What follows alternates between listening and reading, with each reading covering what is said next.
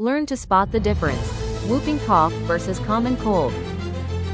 What is the difference?